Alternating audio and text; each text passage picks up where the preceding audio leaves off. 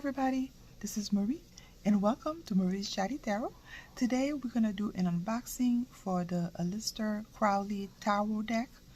I got this at my local bookstore, Books A Million, not too long ago, and I just have not had the chance to do the unboxing, and here we are. Today we're doing it, my friend. It was in their bargain section. Look at the price here. I thought it was pretty cool deal. I'm guessing not a lot of people are into the Aleister Crowley deck, but I have one deck already. Fascinating tarot cards, and I am so excited to see how this one looks like. So again, this is the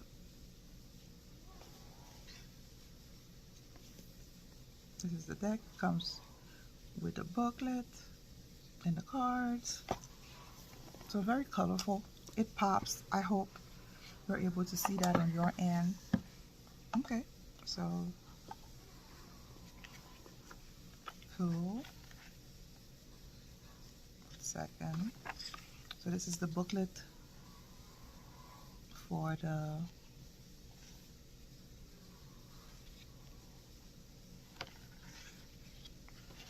Aleister Crowley.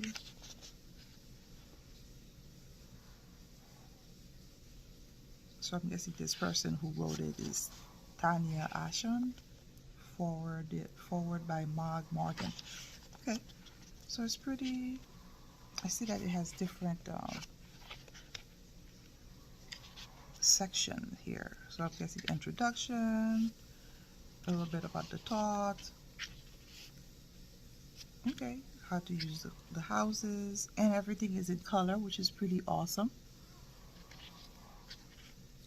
Different spread that a person can use. Okay, so this is another tab or section. They talk about the major arcanas. Again, it's in color, pretty awesome.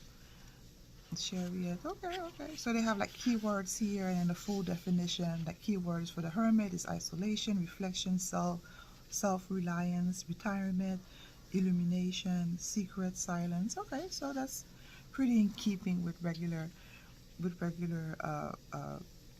tarot. Again, goes on, and then afterwards it's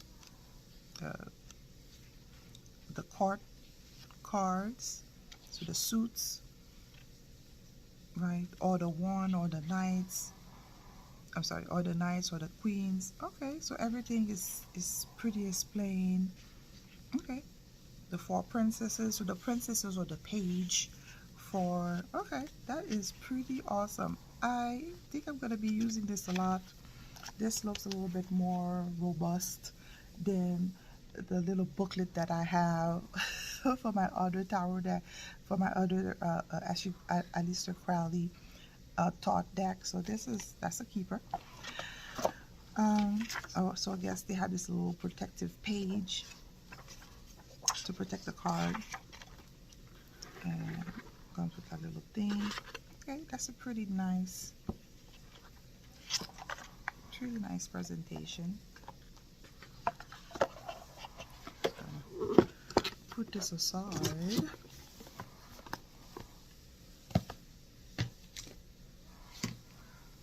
So here's the deck. So it comes in a covering. I'm gonna have to just bear with me.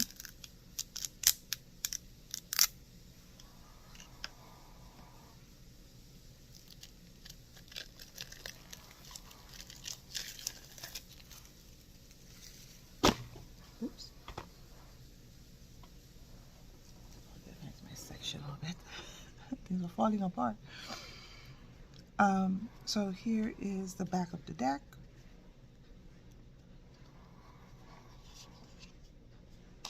And this is how it looks like. Now I do have another Thoth deck that I got maybe 6 or 7 years ago, and Let's compare and see. It's not in order, but let's see if it's the same. So this one is a little bit, the height is, there's more height to it, and this has more width. So this is thinner. Okay, so kind of similar but not. It's pretty interesting. And this is the back of my old one. So this is pretty cool. So I guess it may have made some changes, perhaps. So this is the full.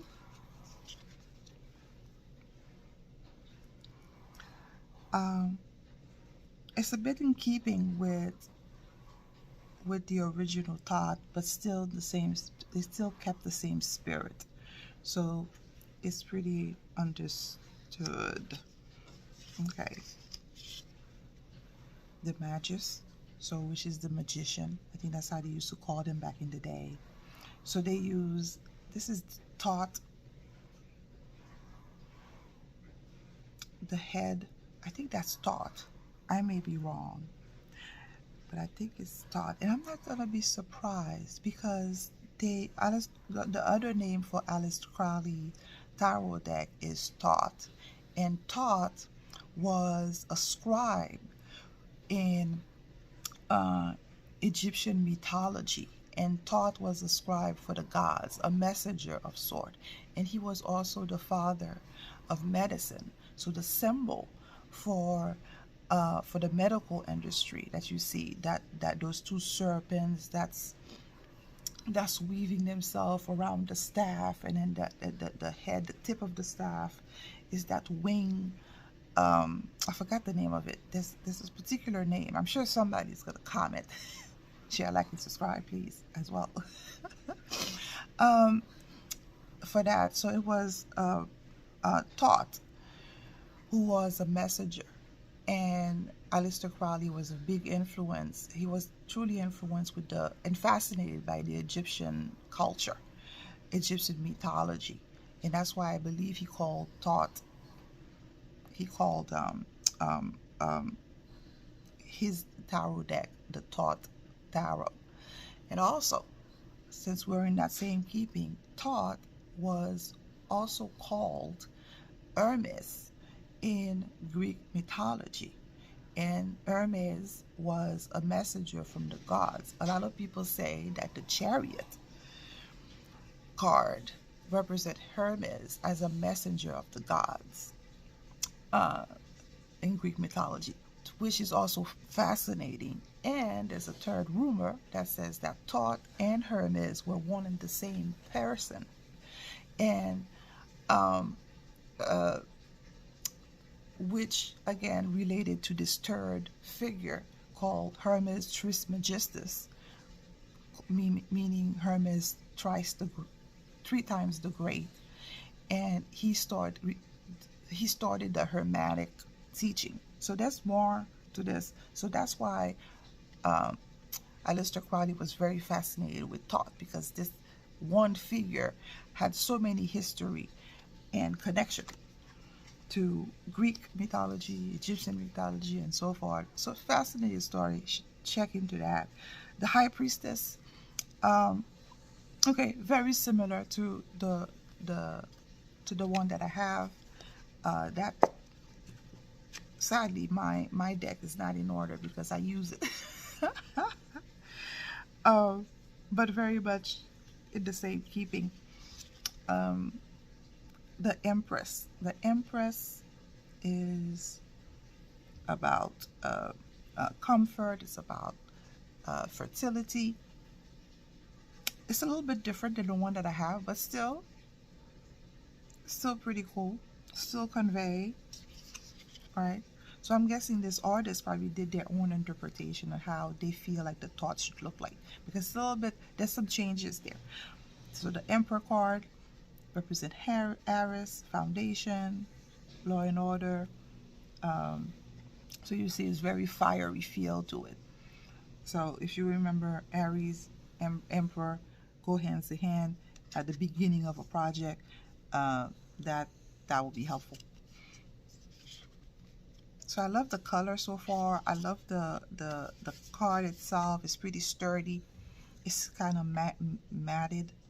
So it's I think I'm going to be using it a lot. The Hierophant. So this one is a little bit different.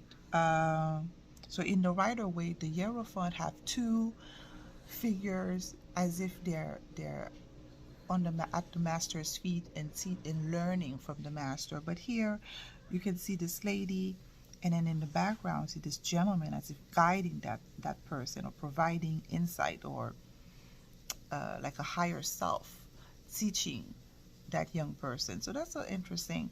So if you look at the Thoth's uh, uh, tarot, is very heavy in symbolism, and that deck, if you decide to get it, uh, really have to study those symbolisms in order to guide you through it. Look at this, the Lover's card. Looks like this magi or this priest uh, blessing this figure, those two figures, and then those look like they're possibly their offspring. There's sword in the background. Sword is what sword is about words, information, spiritual awakening. So there's a lot to go there to unpack, and look at the uh, egg here, fertility usually, and then that serpent around it, level of wisdom. It can mean so many different things in so many different culture. I mean, you can go on and on with the symbolism, and it adds different dimension to your reading.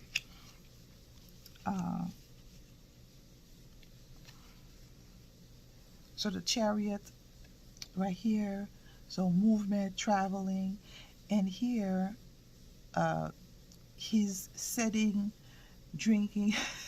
He have his armor on, so that's a little bit different from the other Thoth Aleister Crowley card that I have, but it still means the same. So if you can see the crab um, flag, we still pick Cancer because this card is a Cancer card in astrology, and you see the Sphinx here, different color, uh, and this is what, Taurus. It's kind of hard to tell, but either way, it's still in keeping with the tradition.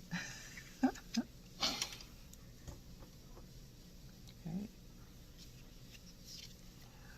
Adjustment. So that's interesting. They call it adjustment, where it's uh, uh, the balance card, judgment. So adjustment. That's interesting that's the word that they use, but still in keeping with Alpha Omega. So yeah, still in keeping with Justice card. Okay. The Hermit. Usually he's a figure that's wearing a dark cloak, but here he's red, and it looks like he's around wheat, a field, and this. Oh my God, this is a mythical creature with different heads. It's not a sphinx. I forgot the name. I'm sure it will come to me, but if you guys remember, please comment. And usually that person is seeking something, but I see this egg here, so that's a little bit different from my other Thoth card. So that's interesting. I'm gonna have to check the symbolism. Usually egg is fertility, it could be transformation as well. So I'm guessing in that situation, probably seeking transformation. You leave everything behind to seek something new, and in doing that, you will be transformed. So that's an interesting interpretation, if I'm right on this.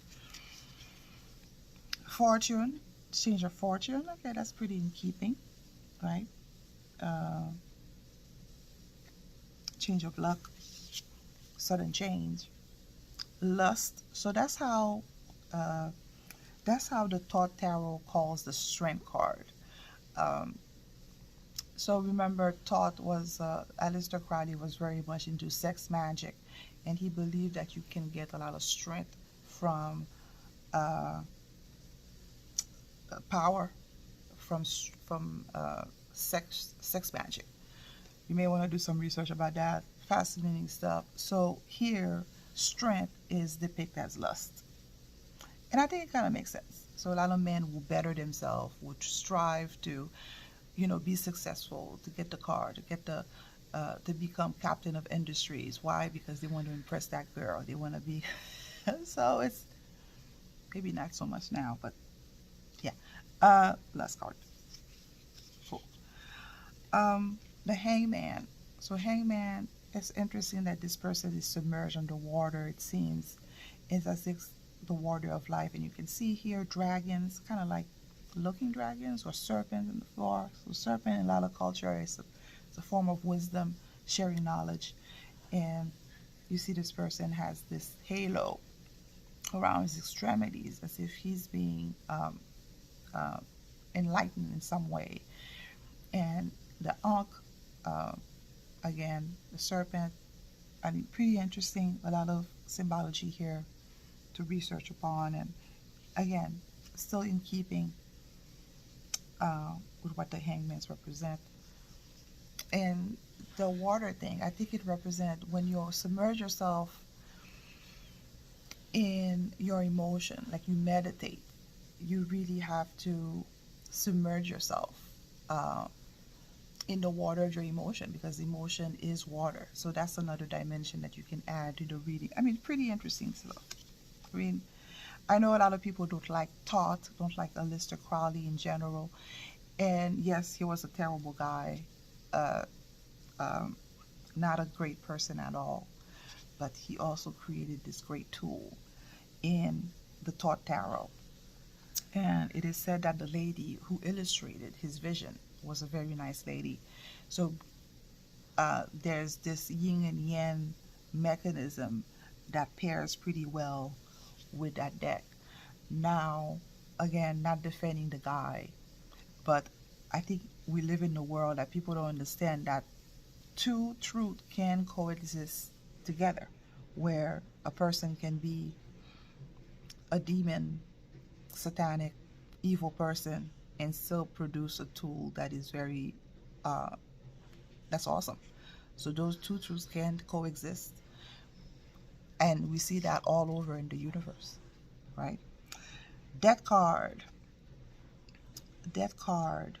So there's a lot of information going on. You see the Scorpio. Scorpio, I think, also represent Pluto, transformation. We see the serpent again. We see the eagle. I mean, there's a lot of symbolism, but all of it means for transformation. So this is pretty cool. I love the color. Art. So here they call it art, but in many decks it's called temperance.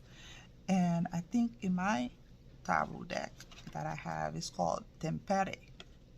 Uh, it's a different name, but it still means different things. So it's basically this alchemist. She is making sure that those recipe, those two solution work well together. So it is art, a form of art. If you think about it, it's a form of alchemy, in order to bring two volatile component and to have them balance each other out. So this is, again, beautiful. The devil, okay, pretty generic. I think that pops.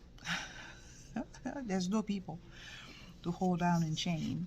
So I guess here it probably means that you become that devil. There's nobody tie you down, free will and all that stuff. Okay, we go with that. The Tower card. So pretty much is the same, keeping with the Thoth in general.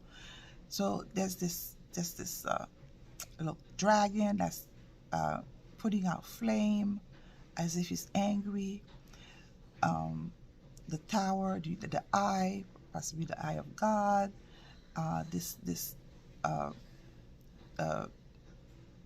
thunder, or not thunder. Um, rods of God, you can say, coming out of nowhere to destroy the tower, and only a select few with that dove is able to escape this with their lives intact. Everybody else will be swept by this tower moment. So very scary stuff, really. And it's still very much into keeping with the tarot, the other deck that I have. Okay. The star, very nice. A little bit minimalist here, I feel, but still pretty cool. With the star, hope and healing. And I see looks like it's the moon in the back, but very nice. I like the color. I like the vibrancy. The moon card. Okay. So this looks like what, the scarab that's about to make his journey. It's not the Scorpio or the crab this time around. So that's interesting. So instead of the two,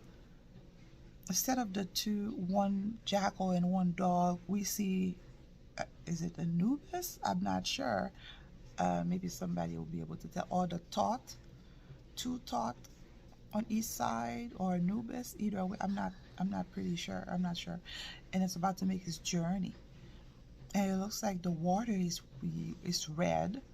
So red is passion, and but this looks like the moon is crying here. So there's a lot here to go on. So that's an interesting view. So I'm gonna have to use the guidebook to get a little bit more insight, but still very nice. So the moon is governed by emotion. It could be fear. It could be things being unclear. Okay, the sun card, beautiful. It has all the zodiacs around it, which is unusual. So this is different from my Thoth. The rose, which depicts passion. So the kids, so usually, so this looks like the top of a mountain.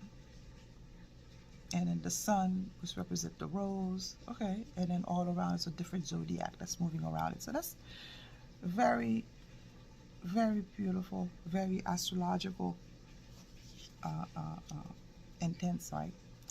The eon. The eon, I'm guessing here, represents eon. So that has to be the judgment card, because if this is the universe, this has to be the judgment card. So that's interesting. That's the way that they call it, the eon. Here, oh my God, I know who she is. She is the one that depicts the night. I forgot her name, this goddess in Egyptian mythology. And again, this either Anubis or Thoth. I'm not able to differentiate both, but I'm going to have to use my guidebook for that. And you see these people waking up, and then you see in the background the scale. So most likely this is the judgment, where he comes through the portal from a different dimension to wake these people up. That's interesting. So the universe, that's an interesting way of looking at it. Again, very different from my Thoth. So that's a different interpretation, but still have, those fixed zodiac sign, Leo, Taurus, is that Aries, and I forgot, but you guys can look it up. So still in the same keeping, with all those symbols in the background. Pretty cool. Okay, so now that we're done with the major arcanas, I guess those are the minor arcanas. I don't think they're in order, because this is I think they group them by suits. So just like the book.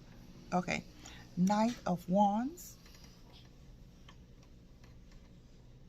Somebody very passionate, very motivated, in movement. Knight, Knight of Cups. Again, a lot of symbolism. You know, Cancer,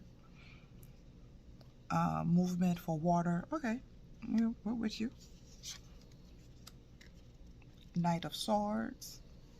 So most sword suits have the wing to depict transformation, to depict movement as well. So okay, pretty cool. Knight of Disc in the field of flower, very earthy, very nice. So you can see the different variation for the different suit, the different teams. Queen of Wands, very passionate, very fiery. And instead of the cat, she actually have a cat. A leopard. Oh, that's pretty cool. Queen of Cups, very much into keeping with the Queen of Cups, very submerged into her emotion, very sensitive that way. Queen of Swords, that's an actual good depiction of the Queen of Swords. She can be very harsh. She can really cut you down with her tongue, with her truth, with her information. So yeah, that makes sense. Queen of Disc, very practical, very earthy. Yeah, that's makes sense. Very in her comfort, very much, and can be a generous person as well. Okay, let me see this. Okay. Prince of Wands, very nice. So, Prince, um, let me see, Queen, and we have the Knight. So if this is the Prince, because usually here, I wonder, is that the Page? So let's continue on. Page of one. Again, the fiery nature. You see how they change, fire and water. It's pretty cool. Prince of Cups, Prince of Sword,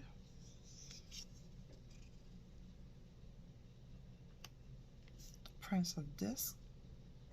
So I think here they changed the definition for the deck where the Knight is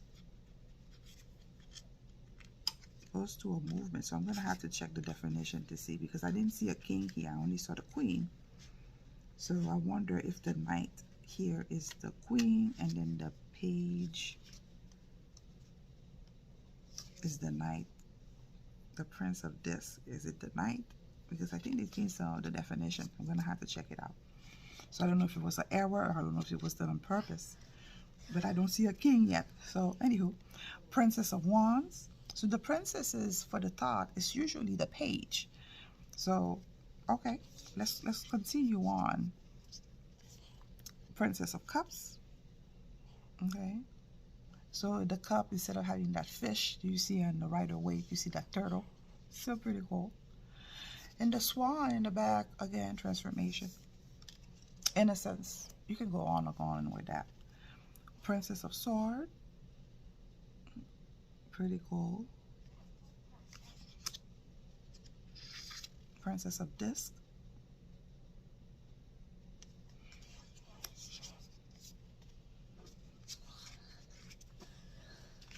So now we're going back to the ace. I think they call him the peep cards, if I remember correctly. Ace of Wands. So again, very fiery. It's like a burst of inspiration, burst of passion, new beginning. Ace of Cups. It could be fertility. It could be emotional awareness. It can also be an inspiration as well. Emotional, right? Ace of Swords. Truth.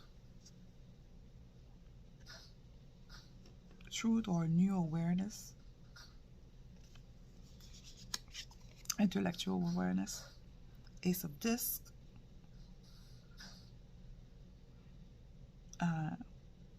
new opportunity, right?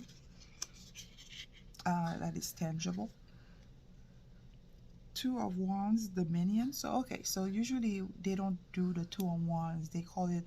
So I'm happy that they have both definition here. So if you are a novice, you will be able to keep up and know what it means. Dominion, the Two of Wands. Okay, that's cool.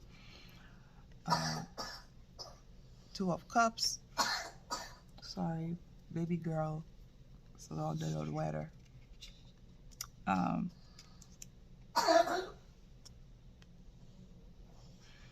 Two of Sword, which is peace. So they have both definition here, so you can keep up, right? Two of Disc, change. So that's interesting. That's how they called it. Three of Wands, virtue card. Three of Cups, abundance, celebration. It could go on and on for that trio. Three of Sword, sorrow. Yes, correct. Pretty cool. You see those three swords piercing that flower, piercing somebody's passion, innocence. We could go on and on with this. Three of Disc, for work, collaboration, right? Four of Wands, completion. Four of Wands. It could be celebration as well. It could be breakthrough card. Four of Cups, luxury. Yeah, that makes sense. Being complacent as well. So that's interesting. Four of Sword, truce. So it's a retreat card as well in the Rider-Waite. So that makes sense.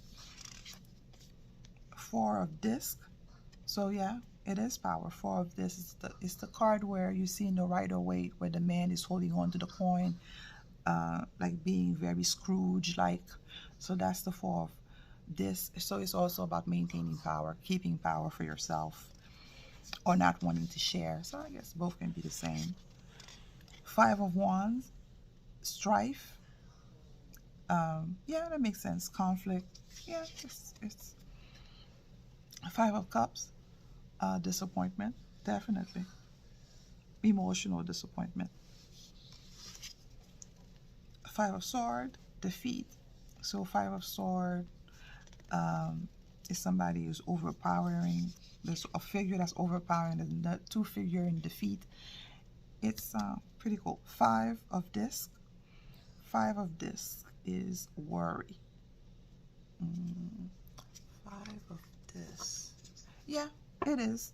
Worry, financial loss as well, or temporary setback. Six of Wands, victory. Yes, it is. So it's basically this gentleman in the horse in the Rider-Waite, and he has the wreath, laurel wreath on his head, and he's being acknowledged. He's being he's leading victoriously to his destination. Beautiful card. Six of Cups. Six of Cups, pleasure. Yeah, I can see that. And for the Rider-Waite, it also meaning looking into the past as well. So that's, I guess it could go both ways. You can have a pleasure past, a good past. It depends. Six of Sword, science. Six of Sword is about moving from troubled water in the Rider-Waite. And so I can see science too. That's interesting. Six of Disc. So Six of Disc is the charity card in the Rider-Waite, where you see this figure giving money to somebody else who's less fortunate. And it's about charity, it's about sharing, it's about giving a gift.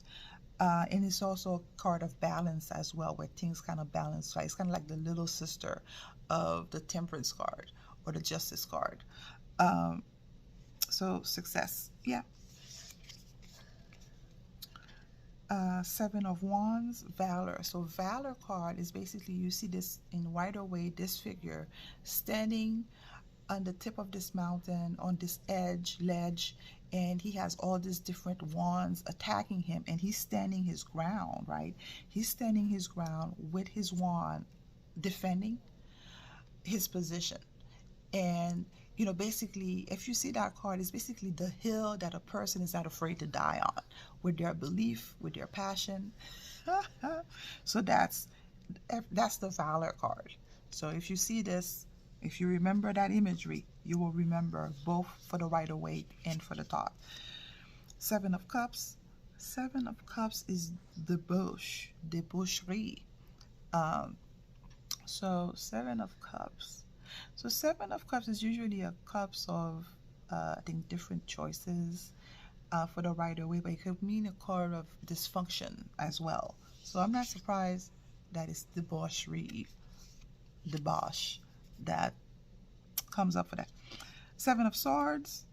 Seven of Swords. So I say Seven of Swords, if I remember correctly, in the Rider Waite is that lady outside looking by this shore, and she looks like she's tied up, and her eyes are tied up. It's as if she's stuck in a particular way of thinking, and I think that's that card.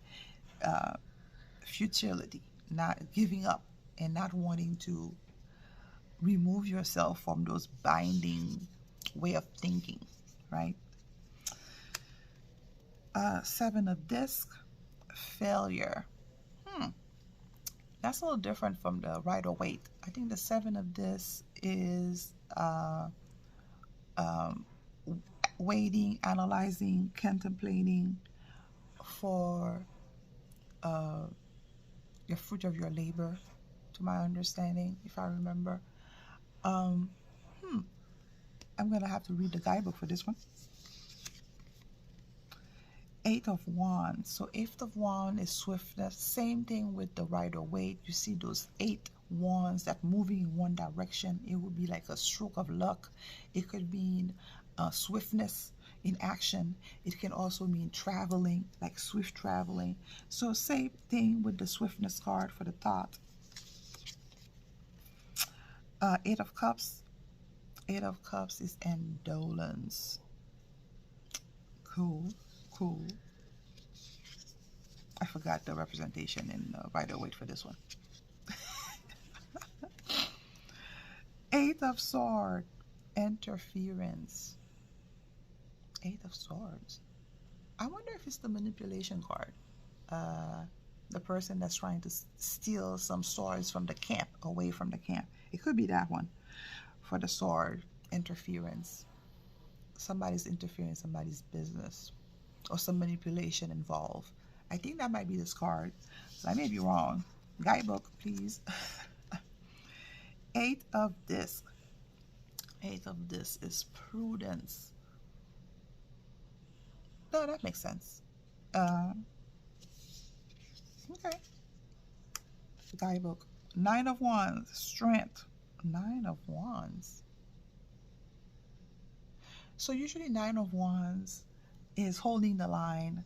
Somebody who's at the end of their rope, who is tired, who have gotten some hit, emotionally, physically, all of that, the above, but they're still believe in their goal, in their objective, and they're still holding on, even though it costs them physically, even though they're tired. So I call this card holding the line, and that's strength. Yeah, it makes sense.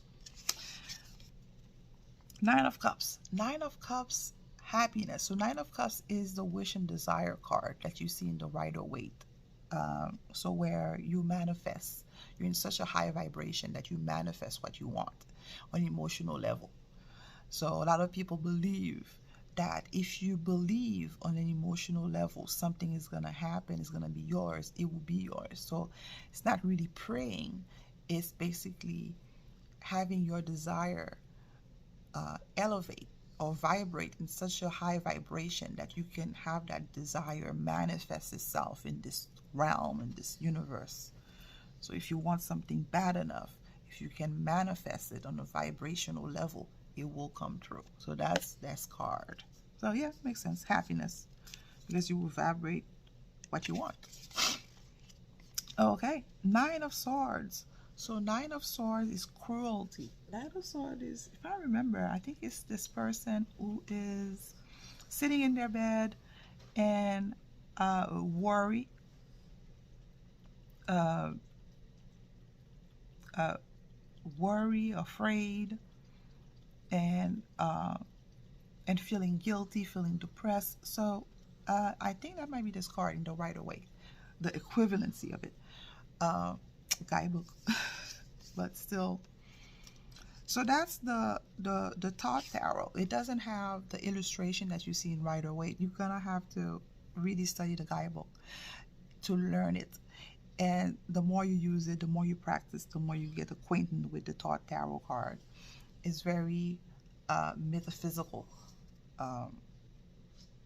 the imagery, and that's how they created the Thoth originally. So Nine of Discs, gain. So Nine of Discs is usually the independent card. Remember in the Rider-Waite Tarot, you see this lady, she has the falcon in one hand, she have the snail on the floor, and she have this ornate robe, and she have like in the background this beautiful villa, and grapes all over to depict fertility, to depict success. And she looks like she's independent, for a woman of her time, to own her own stuff and not to be boggled down. Oh, sorry. Not to be boggled down by the patriarchy. It looks like she was doing well for herself. And that's that card, the gain card. So that kind of sort of makes sense. Ten of Wands, oppression. So Ten of Wands is basically being overwhelmed. In the Rider-Waite, you see this gentleman hushed down with a bunch of wands, 10 of Wands, on his back. It could be on his front. It depends. It doesn't matter. It's basically being overwhelmed with different tasks, with different objectives, and not able to accomplish none of them because you're so boggled down carrying all this load without any help. So it is a form of oppression. So yeah, I can go with that. 10 of Cups, satiety.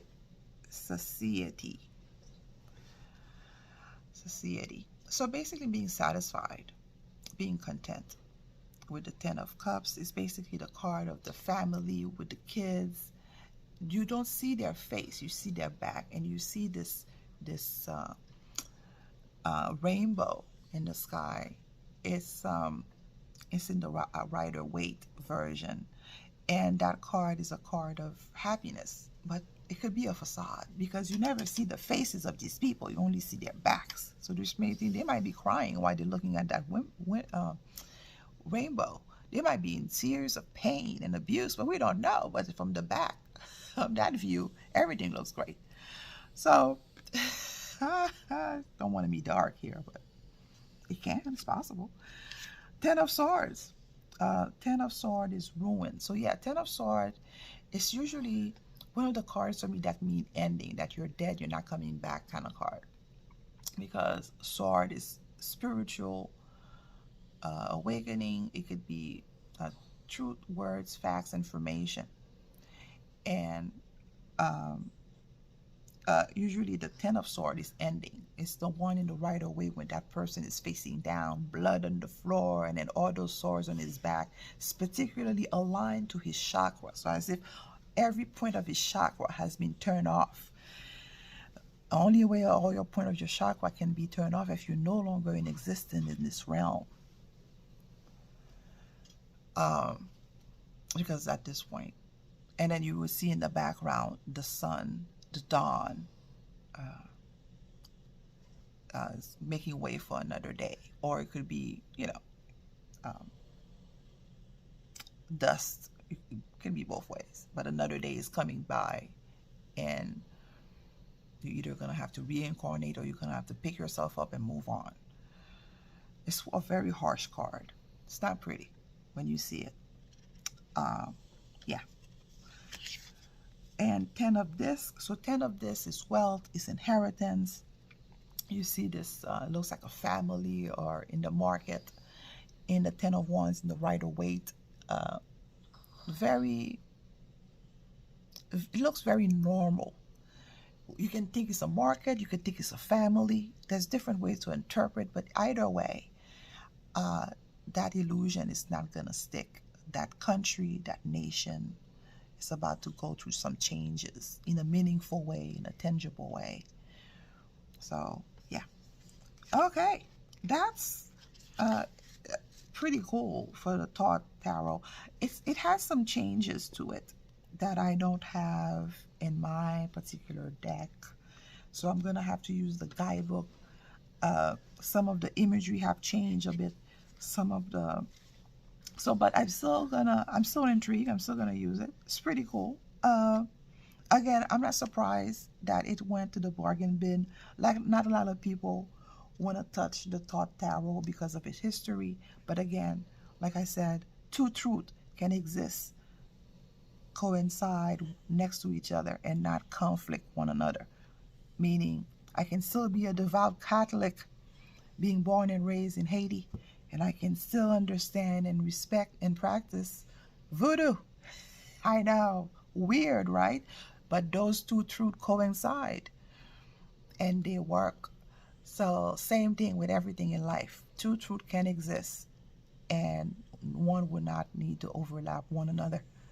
So I know we live in a world where everything has to be neat little box, but unfortunately God does not work this way. Well, I hope you guys enjoyed this deck. I love it. It's different. It's a fresher take on the Thoth. Mine, the one that I have is a little bit dated in terms of the colors. It's not as bright. Well, it is, but it's still, you know. So that's the Prince of Wands. So, it's good to have if you are into Thoth, if you are into, different type of decks. If you're a collector, I think that might be a good addition for you. So thank you guys for sticking with me to the end of this video. Please feel free to share, like, subscribe, and I'll see you in the next one. Thank you. Bye.